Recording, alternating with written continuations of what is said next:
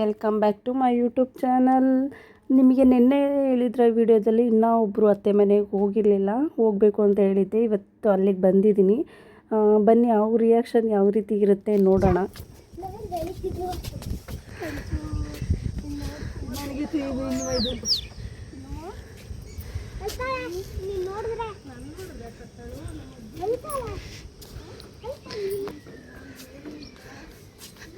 ನಮ್ಮನ್ನು ನೋಡಿ ಅತ್ತೆ ತುಂಬ ಖುಷಿಪಟ್ಟರು. ಯಾರಿಗೂ ಹೇಳ್ದೆ ಬಂದಿದ್ದೀರಲ್ಲ ಅಂತ ಹೇಳ್ತಾಯಿದ್ರು. ನಾನು ಬೆಂಗಳೂರಿಗೆ ಬಂದಾಗ ಈ ಅತ್ತೆ ಜೊತೆನೇ ನಾನು 2 ವರ್ಷ ಜೊತೆಯಲ್ಲಿದ್ದಿದ್ದು.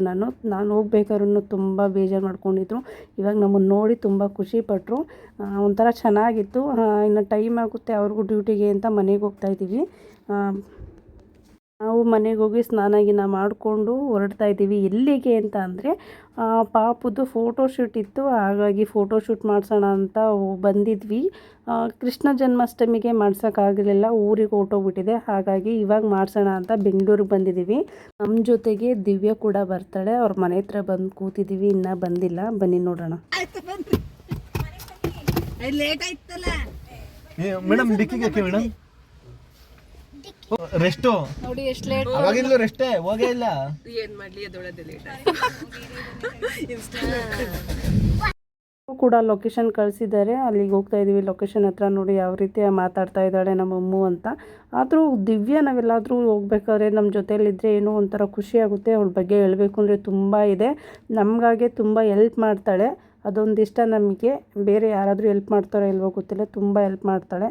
ನೋಡಿ ಲೊಕೇಶನ್ ಕಳಿಸಿರೋ ಹತ್ರ ನಾವು ಬಂದ್ವಿ. ನಮ್ಮ ಹುಡುಗ ನೀವು ಹೋಗಿರಿ ಬರ್ತೀನಿ ಅಂತ ಹೇಳ್ದ, ಹಾಗಾಗಿ ನಾವು ಒಳಗಡೆ ಹೋಗ್ತಾಯಿದ್ದೀವಿ. ಹೊರಗಡೆಗೆ ಬಂದ ತಕ್ಷಣ ಚೆನ್ನಾಗಿ ರೆಸ್ಪಾನ್ಸ್ ಎಲ್ಲ ಮಾಡಿದ್ರು. ಹಾಗಾಗಿ ನಮಗೆ ಮೇಕಪ್ ಆಗೋಕ್ಕೆ ಜಾಗ ಕೂಡ ಮಾಡಿಕೊಟ್ರು. ನನಗಿದೊಂದೇ ಫಂಕ್ಷನ್ ಅಂತಲ್ಲ, ಎಲ್ಲ ಫಂಕ್ಷನ್ಗಳಿಗೂ ಇವಳೇ ನನಗೆ ಮೇಕಪ್ ಮಾಡಿಕೊಡ್ತಾ ಇದ್ದಿದ್ದು. ನಿಮಗೇನಾದರೂ ಬೇಕು ಅಂದರೆ ಇವ್ರ ಐಡಿನ ಮೆನ್ಷನ್ ಮಾಡಿರ್ತೀನಿ, ಅವ್ರಿಗೆ DM ಮಾಡಿ.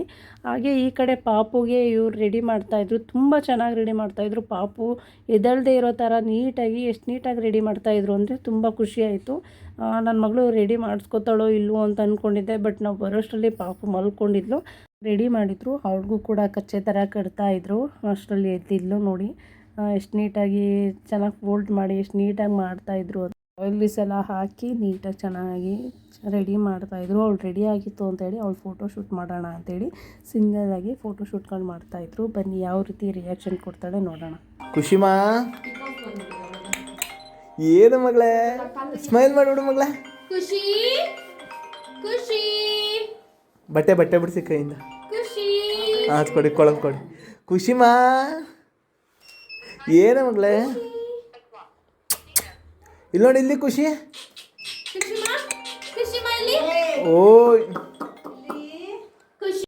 ನಾನು ರೆಡಿ ಆಗಿತ್ತು ಅಂತೇಳಿ ಇಬ್ಬರದು ಫೋಟೋಶೂಟ್ ಮಾಡ್ತಾಯಿದ್ರು. ಅದರಲ್ಲೂ ಹೇಳಬೇಕು ಅಂದರೆ ಮಕ್ಕಳ ಜೊತೆ ಫೋಟೋಶೂಟ್ ಮಾಡಿಸ್ತೀನಿ ಅಂದರೆ ತುಂಬ ತಮಾಷೆ ಮಾತೇ ಅಲ್ಲ ಅದು. ಅದರಲ್ಲೂ ಫೋಟೋ ತೆಗಿಯೋರಿಗೆ ತುಂಬ ತಾಳ್ಮೆ ಇರಬೇಕು. ಆ ತಾಳ್ಮೆ ಇವರಲ್ಲಿದೆ. ತುಂಬ ಚೆನ್ನಾಗಿ ರೆಸ್ಪಾನ್ಸ್ ಮಾಡ್ತಾರೆ. ತುಂಬ ಖುಷಿಯಾಯಿತು. ಎಷ್ಟು ಚೆನ್ನಾಗಿ ಮಾಡ್ತಾರೆ ಗೊತ್ತಾ.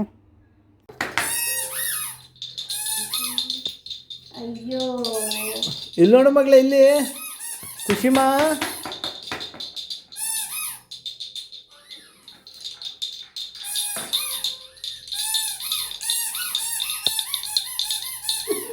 ಅವಳು ಯಾಕೋ ಅಳ್ತಾ ಇದ್ಲು ಅಂತೇಳಿ ಅವಳನ್ನ ಅಮ್ಮನ ಕೈಲಿ ಕೊಟ್ಟು ನನ್ನ ಫೋಟೋ ತೆಗಿತಾಯಿದ್ರು.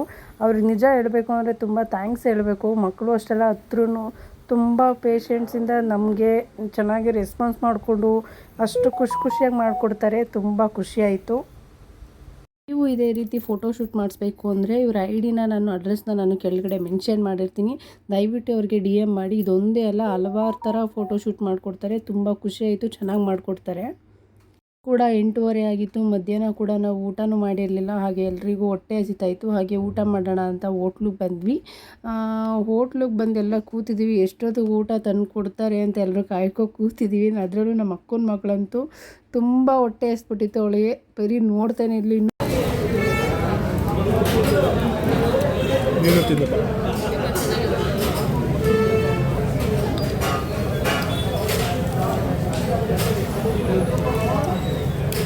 ಬೇರೆ ರೈಸ್